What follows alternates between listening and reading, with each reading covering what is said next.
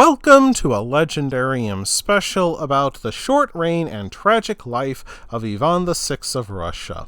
In this episode, we will learn about a boy who inherited the Russian imperial throne at 2 months old, only to lose it a year later and spend the rest of his life in prison, a Russian version of the Man in the Iron Mask.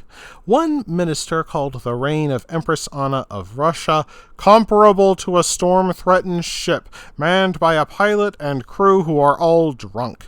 Empress Anna's German favorite, Baron, married his son to Anna's niece, Anna Leopoldovna.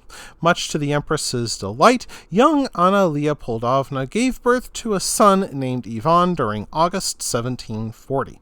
Empress Anna immediately declared the infant boy her heir, with Baron as regent. This left the Empress's niece, Anna Leopoldovna, who hoped to follow her auntie to the throne, bitterly disappointed. However, the Empress did not have to cope with the consequences of her choice for long. Empress Anna's health declined throughout 1740 as a kidney stone tore through her body. Inflammation and infection set in with alarming speed, and the Empress died of a kidney ulcer on October 17, 1740. Of course, the Empress appointed her beloved Baron as regent to the 2-month-old Emperor Ivan VI. This proved a deeply unwise move, for few at court liked the foreign-born Baron, and many blamed him for the excesses of Empress Anna's reign. Unsurprisingly, this succession scheme collapsed like a house of cards supporting the weight of King Henry VIII. On the night of November 9, 1740, 80 guards burst into the Winter Palace and went hunting for Baron. They found him asleep in his bed. When they woke him up, Baron tried to hide under his bed, and when Baron tried to struggle his way free, the guards calmed him down with blows from their musket butts. As the most powerful man in Russia lay squirming and bleeding, they stripped Baron naked and dragged him outside to a guardhouse. There they loaded him into the field marshal's waiting carriage and took him out of St. Petersburg forever. By 6 a.m. that morning, Russia had a new regent, 21-year-old Anna Leopoldovna. She struggled with managing an infant emperor as best she could. When a French minister demanded the baby emperor's presence for a reading of a letter written by the French king, little Ivan sat on the throne as he merrily played and babbled his way through the reading.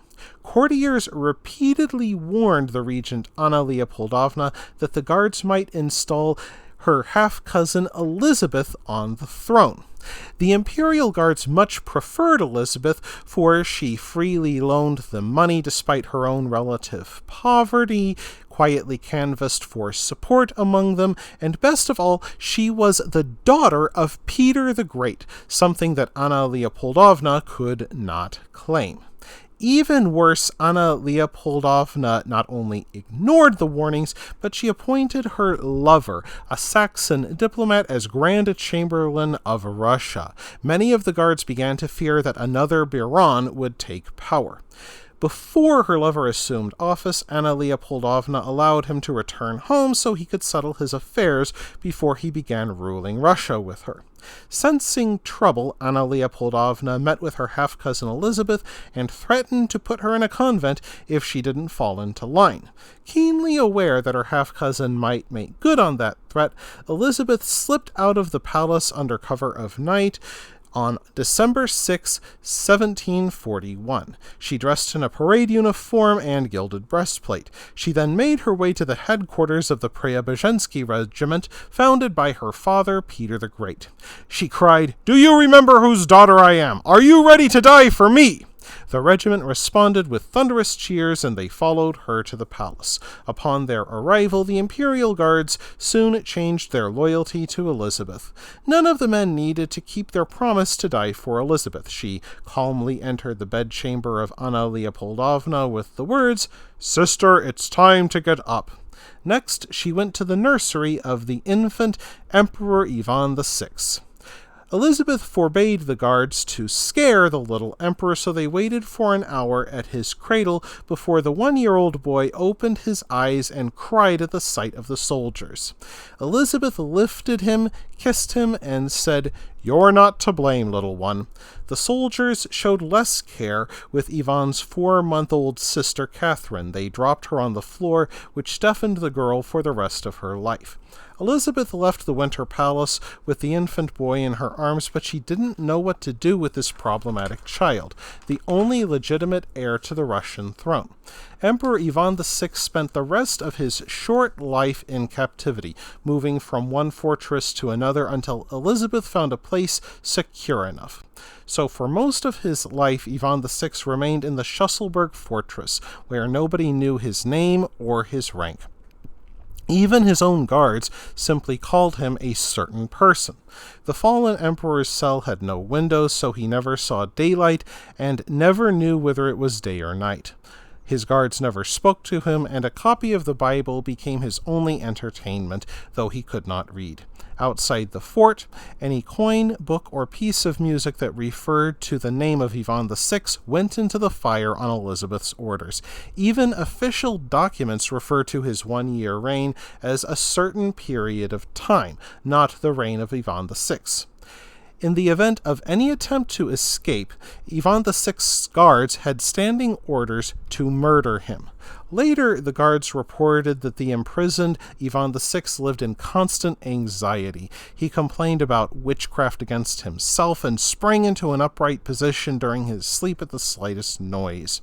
As he grew into young adulthood, Ivan VI began wandering around his cell naked and smearing the walls with his own feces.